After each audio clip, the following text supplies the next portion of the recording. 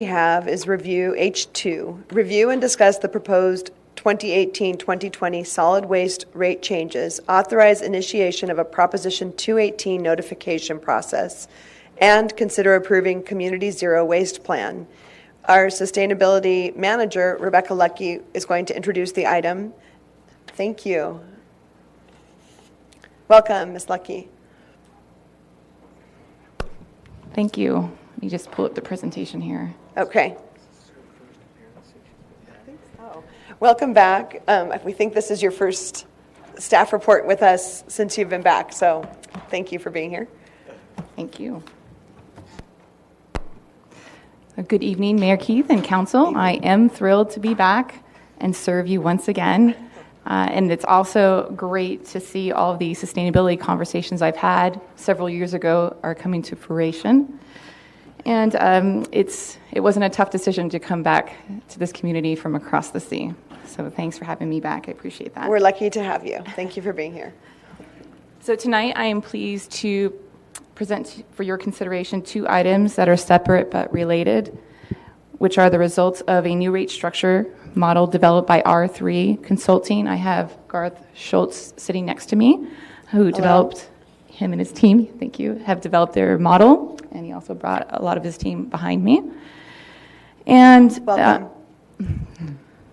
this model can be used by the city indefinitely and was used for the proposed rates before you tonight for 2018, 2019, and 2020. And also before you is the community's waste plan. Mr. Mueller again. I'll answer it. Yes, he's calling in. There we go. Okay. Hello? Hi. Councilmember Mueller? Yeah. Oh, he's on my board. Okay. Sorry.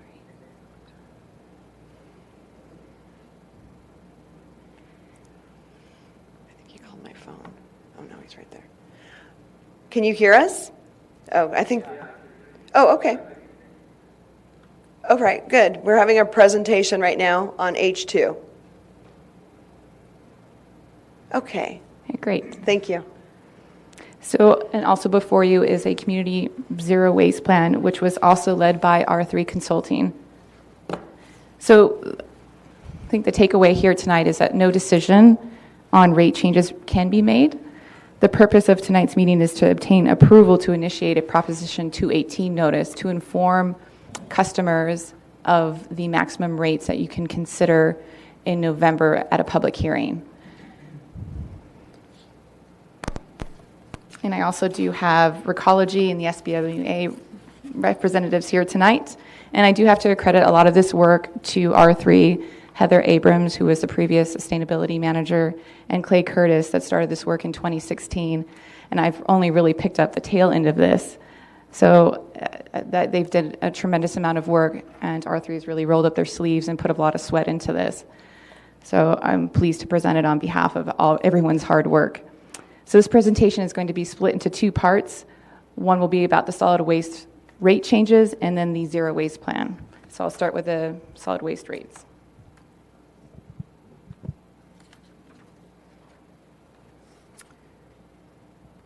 The rate changes you are reviewing is for 2018, 2019, and 2020. As I mentioned, these rates were derived from a model developed by R3. A preliminary analysis was given to you back in May, and some more information was then given to you in August. Because of the model's predictability, it really allows the city the opportunity to adopt multi-year rates.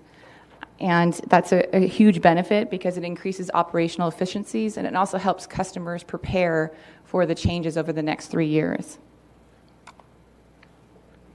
So why the need for rate changes? There are basically four pressing issues contributing to the need for an overhaul on the rates.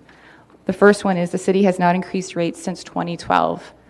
The annual compensation due to Recology that the city is required to pay under the franchise agreement has increased each year since we started the contract with them in 2010. Recology's annual compensation increases there's a solid methodology behind it. It's tied to consumer price indices. So it's a very straightforward process in that respect. So since 2012, the city has had shortfalls that have amounted close to $500,000. And these shortfalls were paid for by the solid waste rate stabilization fund. But those funds are now low and unable to sustain paying for these shortfalls. Second reason is that Menlo Park has a rate structure that really incentivizes recycling and composting, which is great. And we usually either not charge or provide a discount for these services.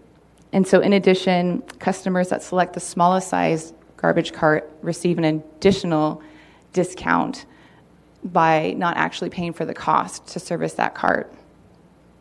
So this structure has really been so successful that now over 70% of our customers are in the 20-gallon or 32-gallon cart sizes for residential. And this is causing us to rethink the terms of this, because if they're not actually paying the cost and the majority of our customers are at this significant discount, it makes it really hard to cover the cost for Recology. Third reason is that there's been a recent court decision that has clarified that rate structures need to be cost-based justification for each customer type and level of service offered, meaning that the rates need to be equitable across service levels and customers. And then lastly, the franchise agreement with Recology will be coming to an end in 2020. So we're currently looking at extending the contract with Recology, and if we do, there's going to be one-time cost adjustments associated with that. Sometimes they're going to need new trucks to replace their old trucks, and so we'll be hit essentially with these one-time costs. So it would be prudent for the city to consider softening that impact through starting to look at changing the rates now. So the current rate structure basically is two types of customers. You have your single-family customers who receive garbage service, recycling, and composting all for one cost. And then you have multifamily and commercial, and they pay for a garbage rate that gets landfilled, and then they pay a discounted rate for organics, which is usually half the cost of their garbage rates, and they don't pay a cost for recycling. I think the important thing to note again is that customers who maybe recycle more are not actually paying that cost for the service. There's still a cost to come to the curb or the site to come pick up the recyclables or compost. So this really leaves the city open to litigation in the future if we continue this process. So the proposed new rate structure pays for the shortfalls and builds a rate stabilization fund for future cost. And then it sets nominal rates for recycling and organics for commercial and simplifies commercial rate structure by eliminating old rate codes. So there's lots of different combinations that are very complicated, and so we're looking to simplify that. And then to get rates to gradually move towards a cost of service or rate equity among customers and type of service. And the way the model is doing this and has been developed by R3 is to do this incrementally, so it's not all at once, and so this would be done over the next 10 years. So this table shows the current rates and proposed rates over the next 3 years. As you can see, there's about a $3 increase for each year, which I'm listening for anybody's heartbeat to skip or hold their breath, because that is substantial. But I think it's really important to think about those factors again that are contributing to the increase. So you've got a lot of customers who are migrating to these heavily discounted smaller bins or carts. There's a rate inequity that's been happening and now opens the city up to litigation if we do not correct it. And I should also say that there are other cities who are following suit on correcting the rate inequities. We've got Palo Alto, San Carlos has been doing it for a few years, West Bay, North Fair Oaks. So we're not the only ones doing this.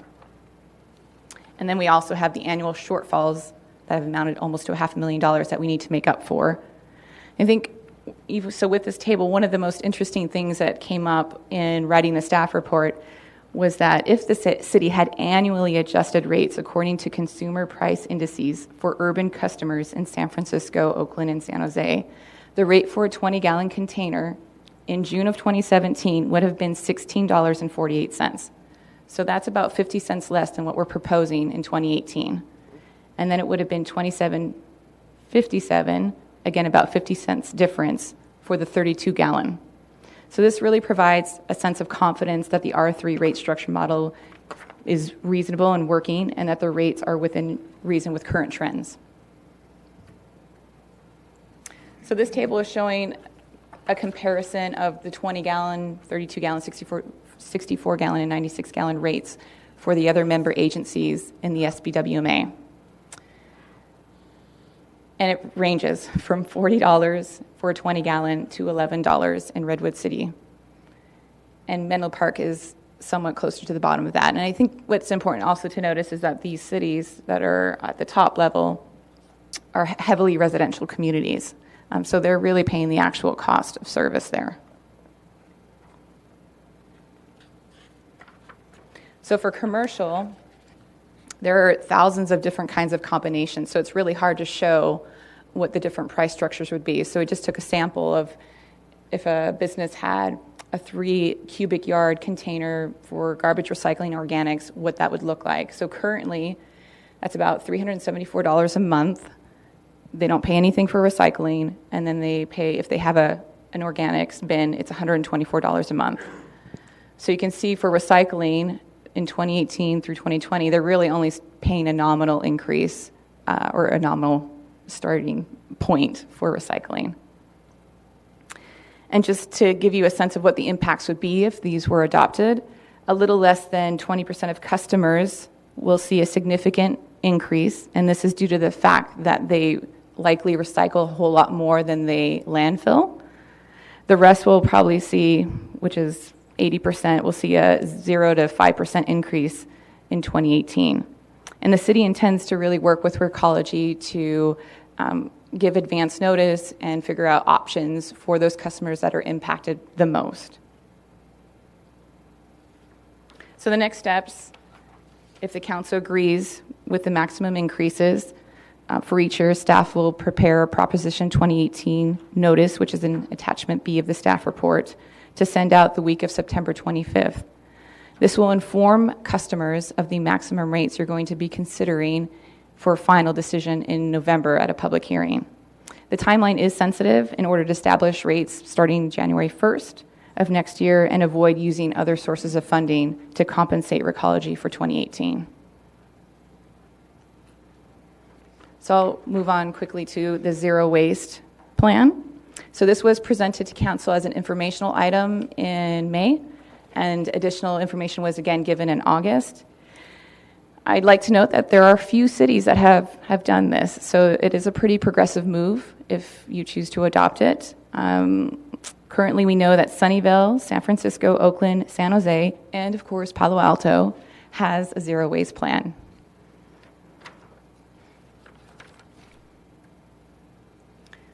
A little bit of background. A community zero waste plan supports the city's 5-year climate action plan strategy and will help in reducing the city's greenhouse gas emissions. That's one of the main purposes of doing this. And currently, Menlo Park sends about 30,000 tons of landfilled waste. And 16,000 of that, or a little over half, is collected by Recology. So you may be wondering, where is the other half going? So that's construction and demolition. That's people that maybe self-haul to the shoreway facility that we necessarily don't capture through our numbers. And so zero waste, it's a bit tricky to try to define it, but in general, it's diverting 90% of overall materials from both a landfill and incineration. So what you're trying to do is get these materials recycled, reduce our consumption of materials, recycle, compost. There was a community engagement process to this, and that again was led by R3. There were 2 workshops in November and December of 2016, and there were various stakeholder meetings that ranged from the environmental community to property managers to religious agencies or regional agencies. And there was also a community survey conducted as well. This was presented to the Environmental Quality Commission, and their recommendation was to support adoption of the zero waste plan. They did have a recommendation to reprioritize the strategies, which staff felt was reasonable, and we did do that based on their recommendation and incorporated that into the plan that's before you tonight. So the proposed zero waste goal for Menlo Park is basically to divert materials from 5 pounds per person from the landfill per day to 3.1 pounds per person per day by 2035 and achieve a 73% diversion rate of the franchise waste from the landfill by 2035. So that's a little bit different than the definition of zero waste because it's usually 90%. But we're trying to work with numbers that we have really good control over. Not that we're not trying to achieve the 90% in the other areas, but that's just going to take a little bit more work and a lot of partnerships with that. So overall, what's expected is to divert 11,600 tons of waste annually from the landfill and reduce 13,000 tons of carbon dioxide annually. So the plan is broken up into 3 phases: short-term, medium, and long-term. So for the short-term strategies, that's 2018 to 2020, the activities range from mandatory sorting of self-hauled waste at the shoreway, which we would again need a partnership with the SBWMA to make that happen, to promoting reusable bottles and bottle filling stations, which is my personal favorite, by the way. It just makes it easier and reduces the amount of plastics used. For the medium-term zero waste strategies, that goes from 2021 to 2025. That includes some of the, I'm trying to highlight, expanded list of curbside recyclables. Again, that it requires a partnership. It can include material bans, so things that are not easily recyclable. We may not want to have those things in the community if there's nothing that can be done after its end use. We've already done that before through the reusable bag ordinance. We've done that through the polystyrene foodware ordinance as well. It would also require that events be zero waste. So that takes a lot of coordination and a lot of education as well. So long-term waste strategies, which would be from 2026 to 2027, that's providing additional commercial recycling technical assistance and a mandatory recycling percentage. So perhaps a business may be required to recycle a certain percentage of their materials. And cost impacts and timeline. So to implement the zero waste plan, it'll take about 10 years. The estimated cost is about $115,000 per year on average, and that translates into about 85 cents per solid waste account. The cost impacts beyond city operations have not been analyzed yet. So, for example, if we tell developers or contractors to go to a certain waste facility, not sure if that's going to impact their cost, and so we need to look at that a little bit more. So as we're going through these short-term, long-term, wherever phase we're in, we're going to also do a further analysis to determine whether or not it's going to pan out. So staff's recommendation is to review the proposed rates over the next 3 years and provide us direction on whether to initiate the Proposition 218 notice to all customers about these increases and approve the zero waste plan. Thank you. Thank you, Ms. Lucky, for your presentation today and the thorough information on the Community Zero Waste Plan dated September 2017. Do we have some public comments? One, okay. I have to change my screen to see who that one is. If you have a public comment and you'd like to come up right now, oh, good. Hello, Ms. Bailey, how are you? You are our speaker on this item, welcome. Hi, thank you. Good evening, Mayor Keith and council members and staff. My name is Diane Bailey. I'm director of Menlo Spark. We're a local nonprofit group working to make Menlo Park more sustainable. I want to thank you for taking up this item. I know there's a lot of work behind it. I just wanted to express my strong support for the zero waste plan as well as the rate restructuring. The city of Menlo Park has shown really amazing leadership on sustainability, and waste might not seem like an important component, but it is. As your staff updated you, this is 13,000 tons of CO2 every year, and it's now more important than ever to really focus on getting our carbon emissions down. I think a lot of you have noticed that we've experienced some very extreme weather lately, And I don't want to put too much focus on weather, but it's sort of a good time to talk about how we're experiencing the real impacts of climate change. All of us here in California, throughout the U.S., with hurricanes, throughout the world. 1,200 people have died from flooding in South Asia. And we can't say that climate change causes any single weather event, but what we do know is that it makes a lot of these events a whole lot worse. And we're living through the impacts faster than any scientists have ever modeled or imagined. And so I think the leadership of Menlo Park on these issues is more important now than ever, and I just wanted to really thank you. Thank you, Ms. Bailey. We have no other cards for public comment? Okay, so we'll bring it back here. And I think this is an excellent report.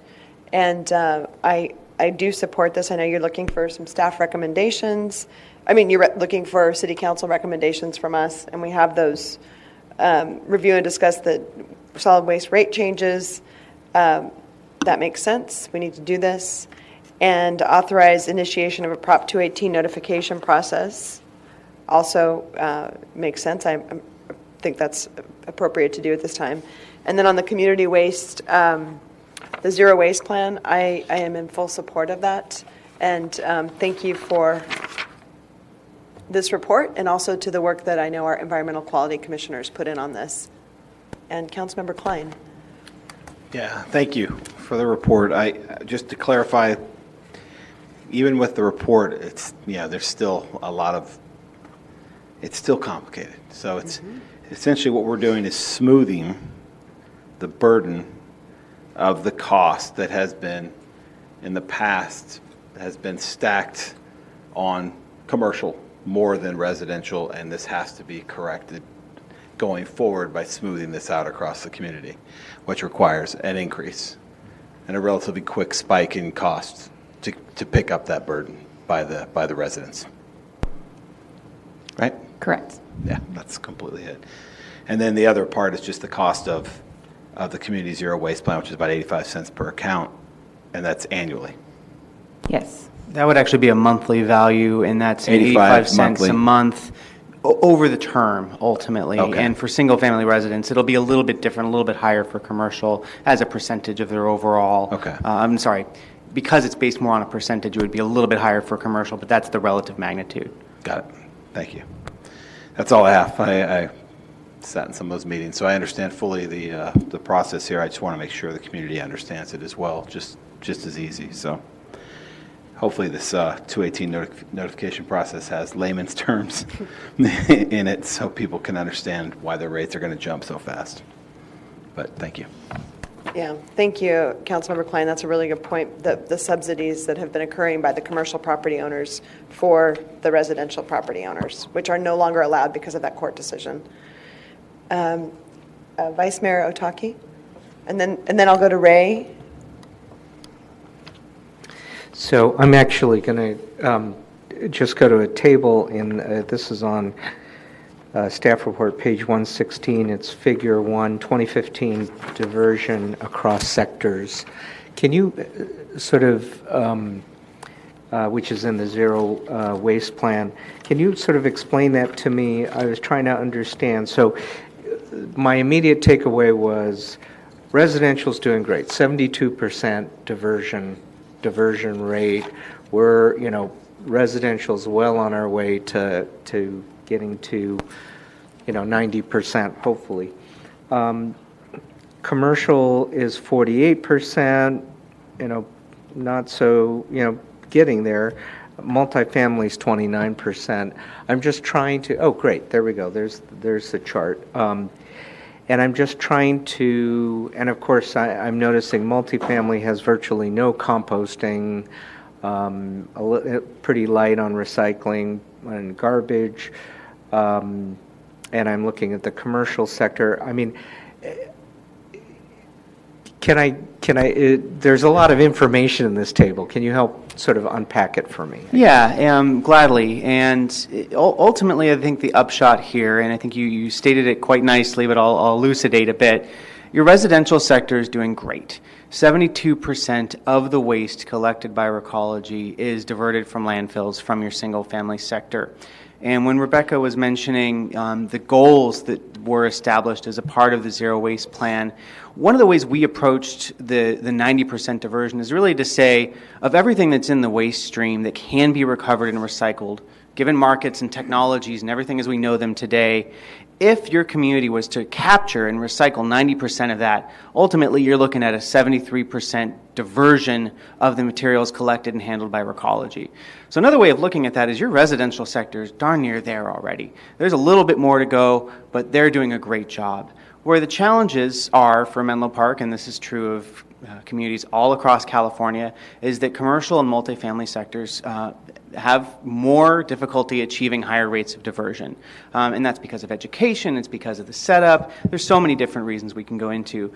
But what this chart is ultimately showing is that commercial is only getting about half of the materials, and multifamily sector is getting less than a third of the materials that should be recycled or composted actually into the correct solid waste collection streams, meaning their recycling or their organics bins.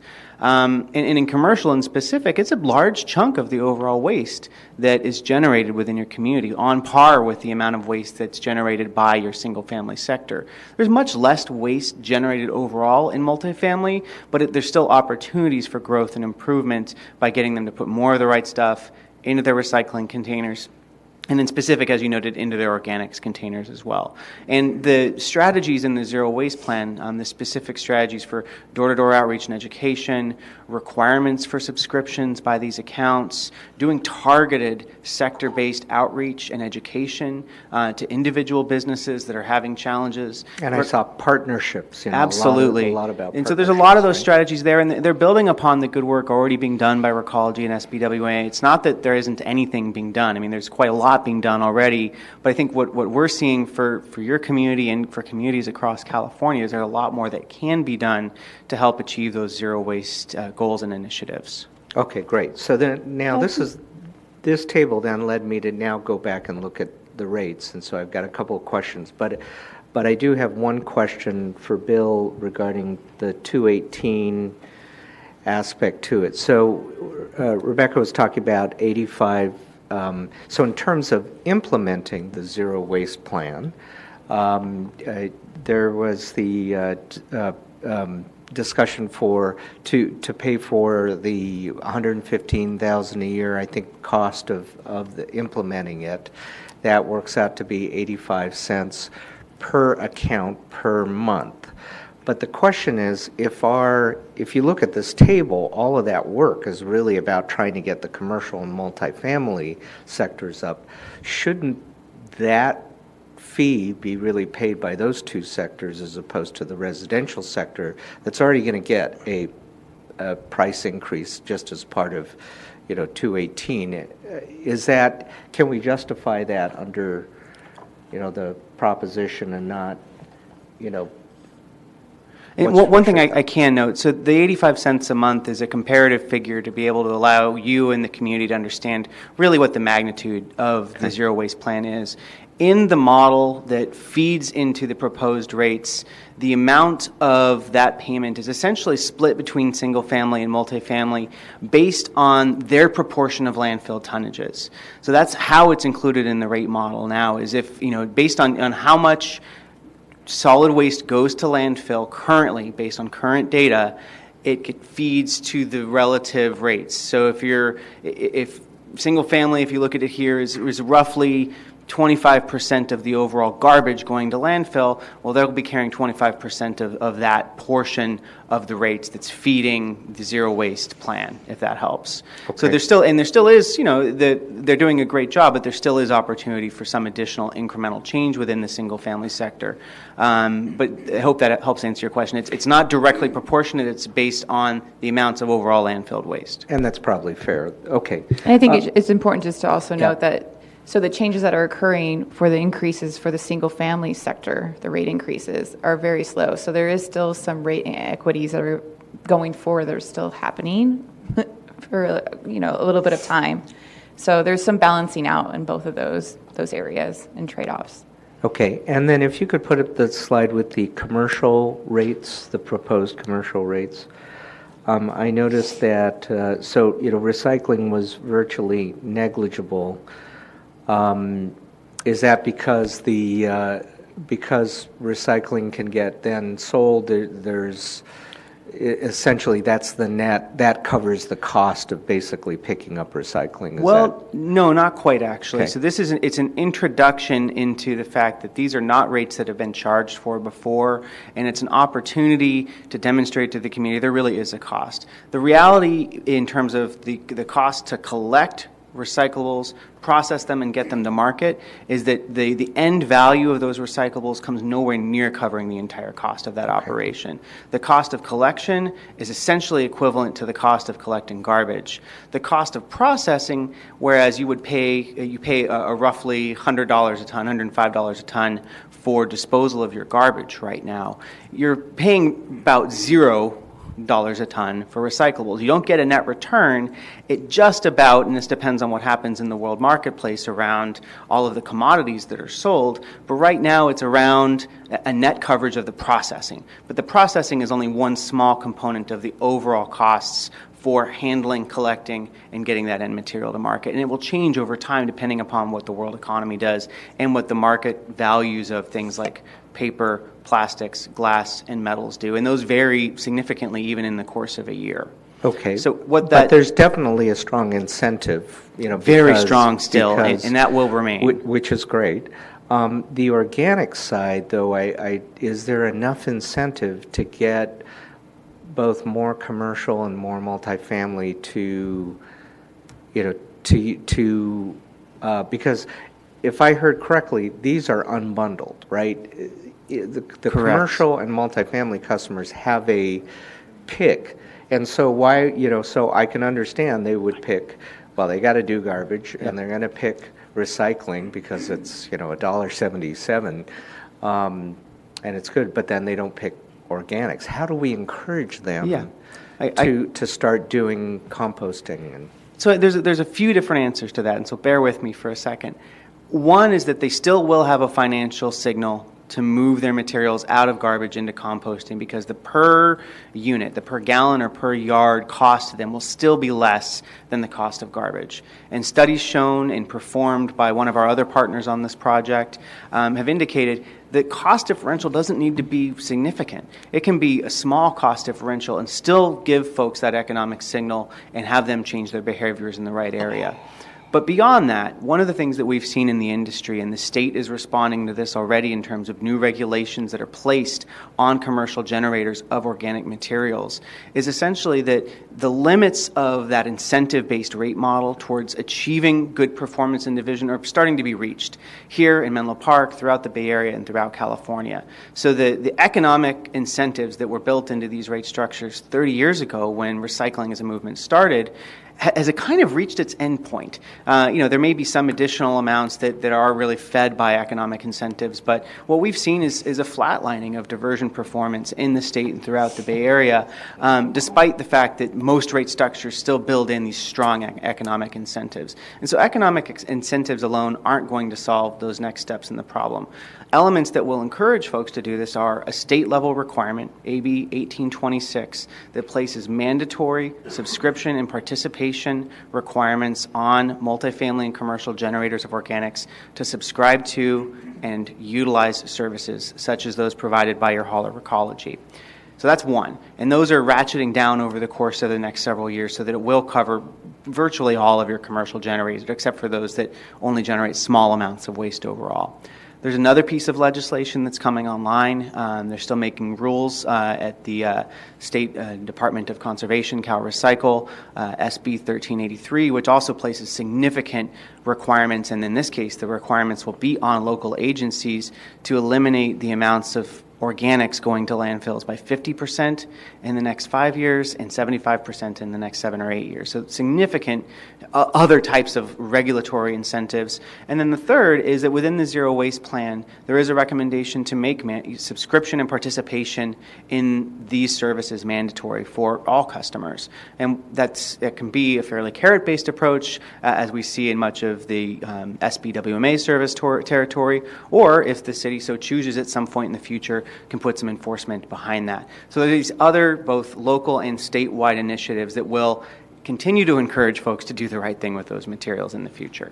Okay, thank you. I appreciate that because my first reaction was, how do we get, if we're trying to get more organics, composting from those two sectors, that pricing doesn't seem to indicate, but I understand what you're saying. Okay, so, I'm certainly supportive.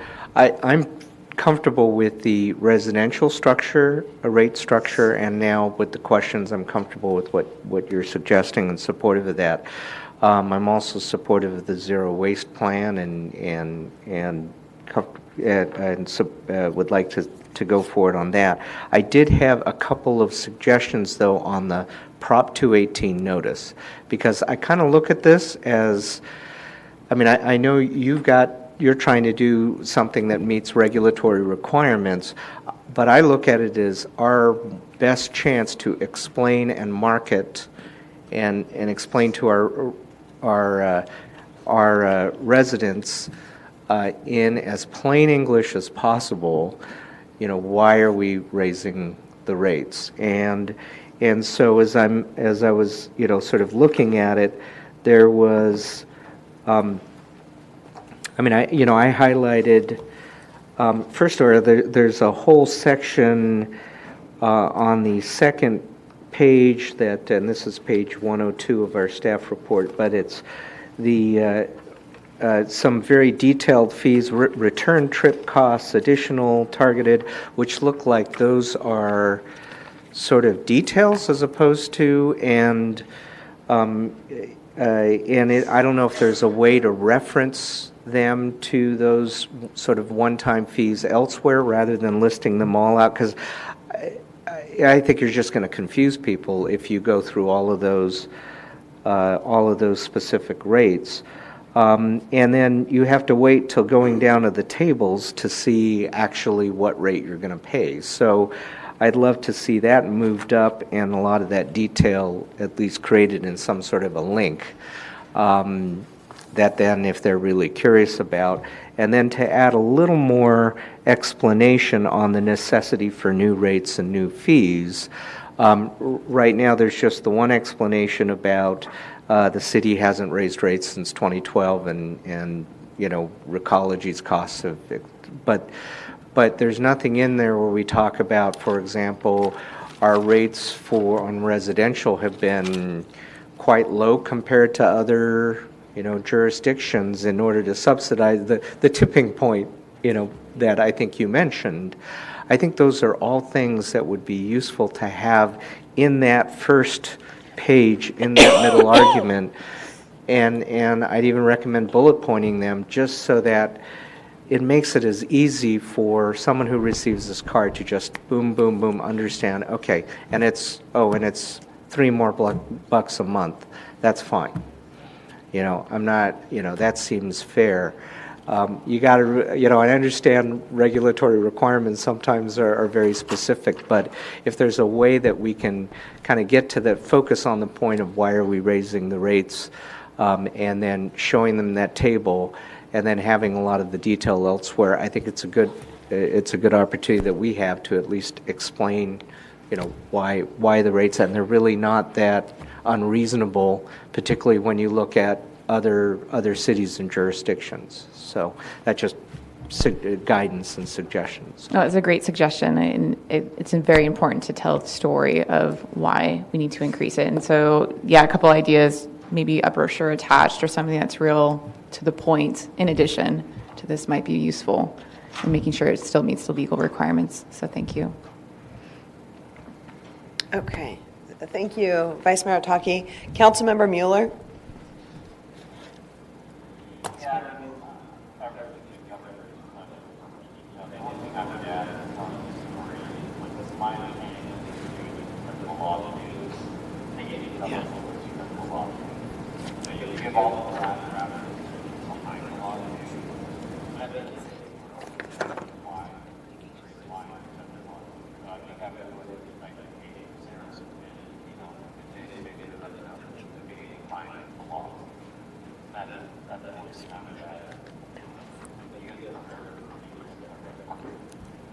Okay. Thank you, Councilmember Mueller, and now Councilmember Carlton.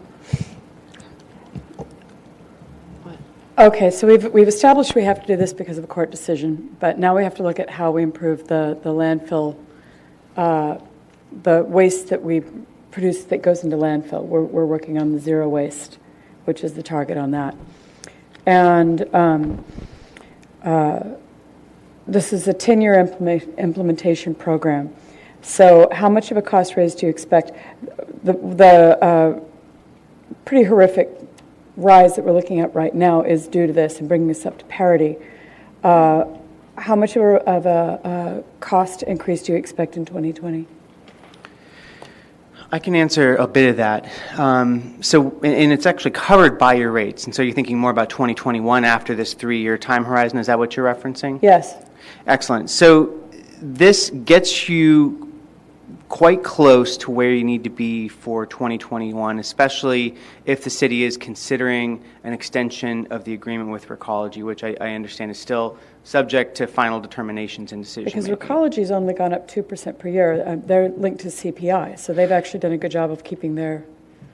Correct, but part of the consideration of the extension to the agreement beyond the end of 2020 has additional terms, including around a 8 to 10% bump in compensation between 2020 and 2021.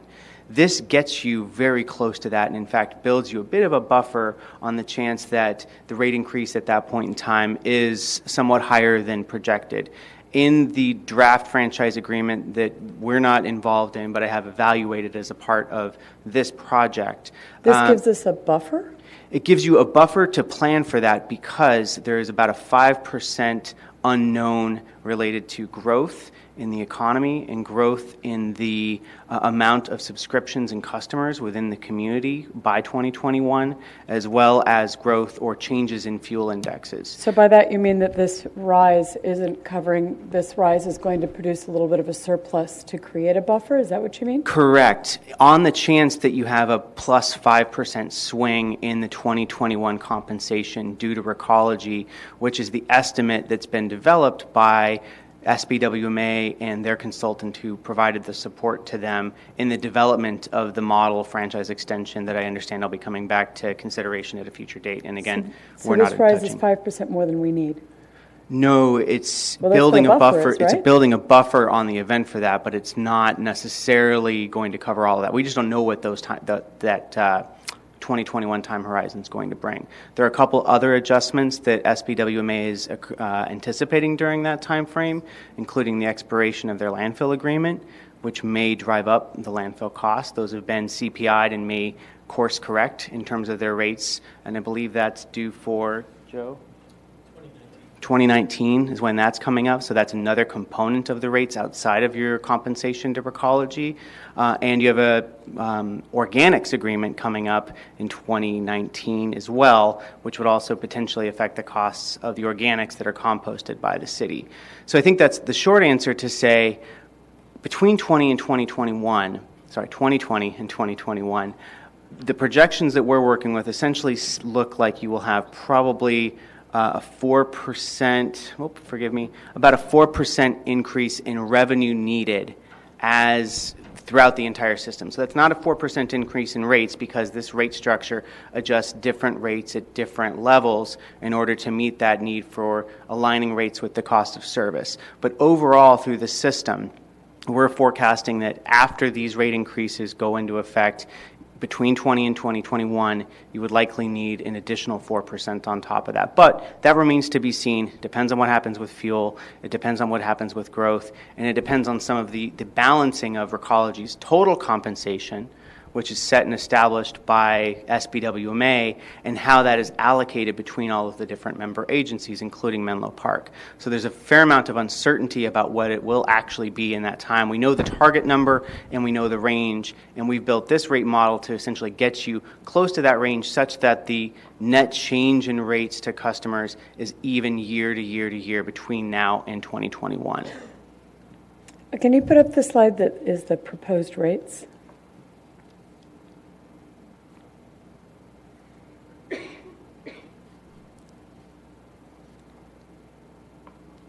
No, I was looking at another one. I'm sorry. For I think I must commercial? have named it wrong. Basically, I was good at this one. organics costs a lot more to process than landfill. So, I mean, this is already incentive pricing right there. Correct. And the reason why we have such a low uptake on the organics on multifamily, and I've heard complaints from residents themselves, they want to compost and they're not able to compost because the landlords won't provide those bins for them, which is really frustrating. And I realize that 1826 is going to be addressing that, but we're talking about spending $100,000 a year doing all this outreach and all this warm, fuzzy education. Isn't there something to be said for us as a city to move up a little bit further and require multifamily dwellings? And it's funny because we were talking about incentives. It is cheaper for them, the way our structure is, to provide the organics. They will actually save money providing the organics, but they don't. So that is an illustration that the incentives aren't really working at this level, or at least for that target audience. They are for the individuals. So is there something to be said, and I've actually brought this up before, but this is a better venue for preaching, that we should, as a city, require the multifamilies now and not waiting for this, because that's how we're going to get it up. Going and educating them and doing cost incentives, we've been doing that. That's not working. However, if we make that requirement, it's done. Yep. And commercial is the same thing. And it's the second bullet in your short-term strategies for the zero waste plan is the mandatory participation in recycling and composting programs. And that's further detailed exactly what that looks like and what the recommended strategy is for the city to consider in the future. But it is essentially that. It's requiring subscription to all three of the solid waste collection streams so that things like outreach and education can then further provide that impact. You need both pieces. Who are you educating? With that, you educate, and I might call on a couple other folks to help me because I'm not a specialist in multifamily education.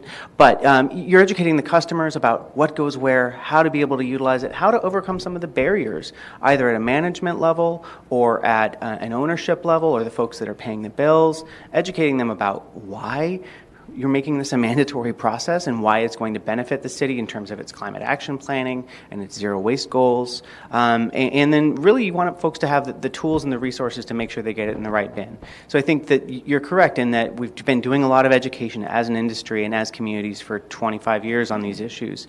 A little less so with organics, that's only been about 10.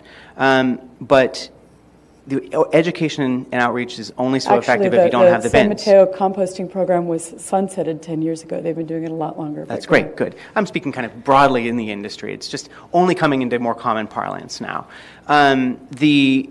But you're right, outreach and education are only going to be so effective if folks don't have the bins on site that they can get them for. And making it mandatory is a definite help in getting that access and that availability for folks to utilize the programs in the right way. So I'm not saying that what you're doing is bad. I'm just calling out to my colleagues that we've done education, we've done the pricing structure, we've done all this stuff.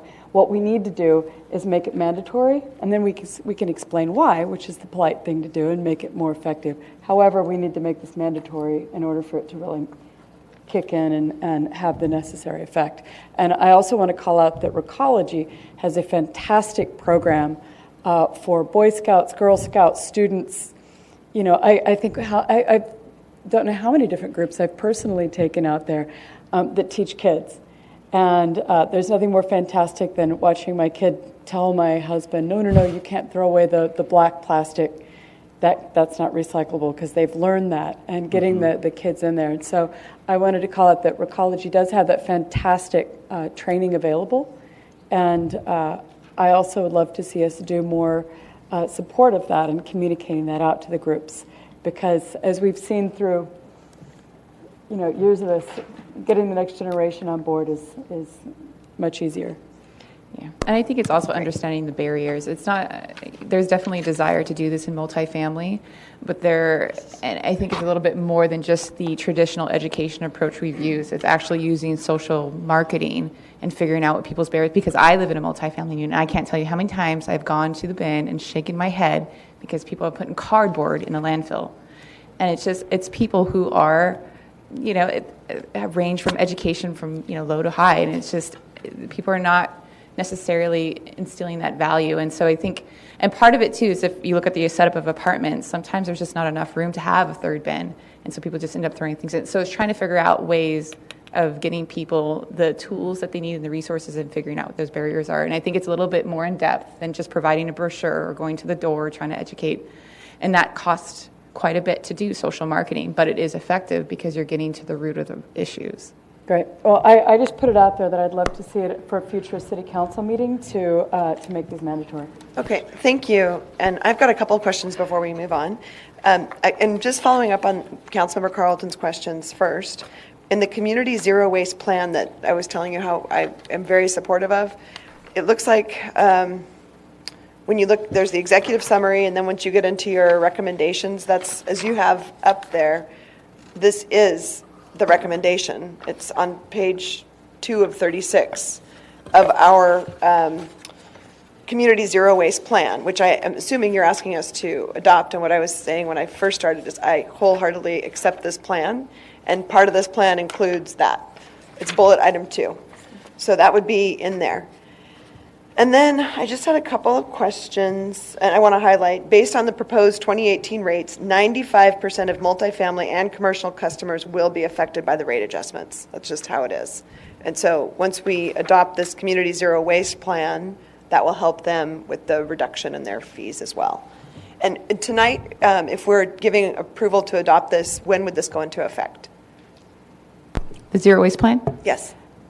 January 1st, 2018 is when we would start implementation because we'd be able to collect and recover the cost to implement it. And then you'd be working with the California Apartment Association to help them understand what we're proposing, right? Yes. Okay, and you'd probably give them notice 90 days ahead of time if we adopt this, right? Are you talking about a specific strategy? Well, yeah, because one of our specific strategy, definitely, I'm talking about a specific strategy. Well, I don't know if it's the entire plan or a specific strategy in there. Well, I mean, I would expect that you would give notice of the entire plan, but you would want to highlight the things in the entire plan that apply to the multifamily. And so when I look at page 2 of 36 of this plan, and item number 2 is mandatory participation, that you'd want to highlight anything in here that, like the third point, universal recycling and composting, that applies to commercial and multifamily. So just going through the list and really with the cover letter highlighting, hey, we want to let you know we're implementing this in January. And I would let them know as soon as we approve this. And these are the things that are coming in January so that they can prepare and they're not caught off guard. And we have plenty of time to tell them now. So anything that applied to commercial and multifamily, getting that out with the cover letter. Yeah. Yes. Yeah. Okay. And so I just want to note that not all of the strategies in the short term are going to become effective immediately January 1st. So there's still, as I mentioned before, some analysis and research that needs to be done to kind of make sure that we're... Oh, I understand what you're saying. And but yes, I agree too, yeah. The topic on it is 2018-2020 short term. Yeah. So I would highlight these are the 2018-2020 short term, and there will be more things coming in the future. But just to highlight these. And then I wanted to ask you about the contract length. What is the current contract length with Recology?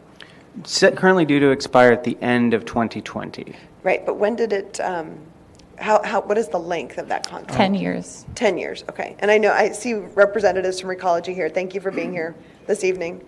And then I wanted to ask the next one. It looks like it would be 2021. The suggestion is 2021 through 2035, and I wanted to understand why it was increased so much. Why?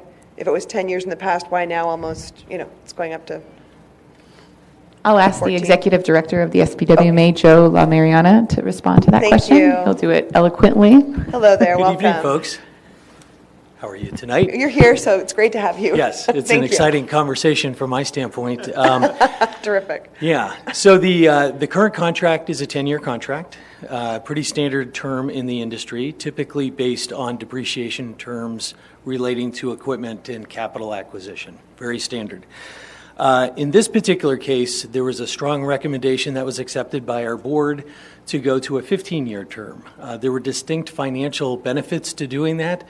One of the biggest ones is that the Recology team proposed extending the fleet over what is essentially a 25-year period and having 2 fleets. So there'd be a smooth transition of the of the replacement of the current fleet between 2021 and 2026. And that was a distinct price advantage that made a lot of sense to the franchise agreement negotiation committee and to the board. And so that was probably the driving factor. And that's good to hear. That's why I wanted to Yeah. have you highlight that so people know that the term is longer because it's a cost Correct. benefit It's a- for consumers as well. Yeah, it's a distinct price advantage to the ratepayers to do so.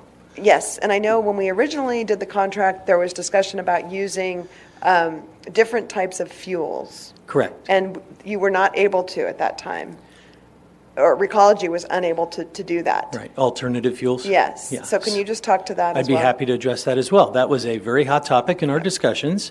One thing we realized, if trucks to replace the fleet are not going to be changed out till 2021 through 2026, we don't know today in 2017 what the technologies are going to be like at that time. So we actually chose to put a meet and confer clause into the contract that has both parties sit down before the trucks are purchased, well before the trucks are purchased, and talk about at that time, so probably in 2019, 2020, what technologies are now available for alternative fuels and any sort of technological improvements. And, things are moving at such a rapid pace right now. You just look in pretty much any automated industry, it's absolutely mind-boggling. So Yes. there's Didn't China just announce also that no combustible engines after 2030? Yes, Yeah, they did. So things will move As a matter of rapidly. fact, they did. Yeah. Yeah. So there's a very fast-moving technology movement going on. Okay, that's good to know. Sure. Did somebody else have a comment or no? No. Okay, no. I wanted to. One sec. Okay. Okay, so, and then also just, for composting, so folks know, just going online, under Etsy, or you can find composting bins for $1.99.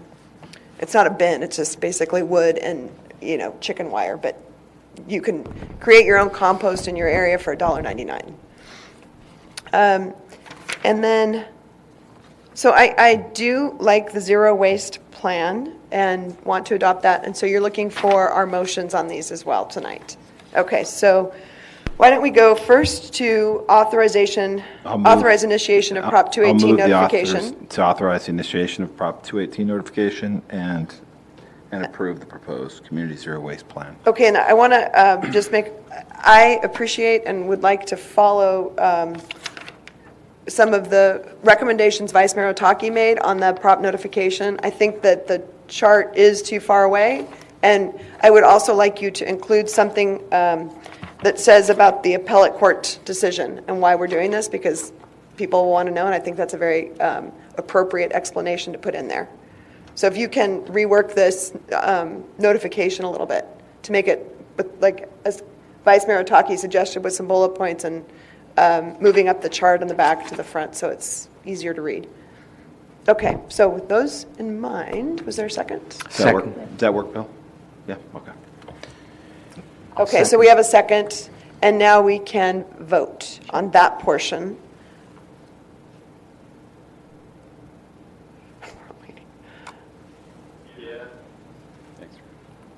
Okay, thank you, Ray. We heard your yes. I'm also a yes. I'm just waiting on the screen. There we go. How did I vote yes? Okay, thank you. I just wanted to tell them one thing. One moment, let's let Yelena. The motion passes unanimously. Okay, thank you, Yelena. And then I do want to go to vote 2. We have the second vote, which is approve the proposed community zero waste plan with the modification that a letter will go out to commercial and multifamily. Okay, so Councilmember Carlton has moved. We have a second. I'll second that. Okay. And we can vote. And Councilmember Mueller? That was a yes. That we heard. Okay. Thank you very much. And thank you for being here tonight to give us the presentation and the information. Appreciate it.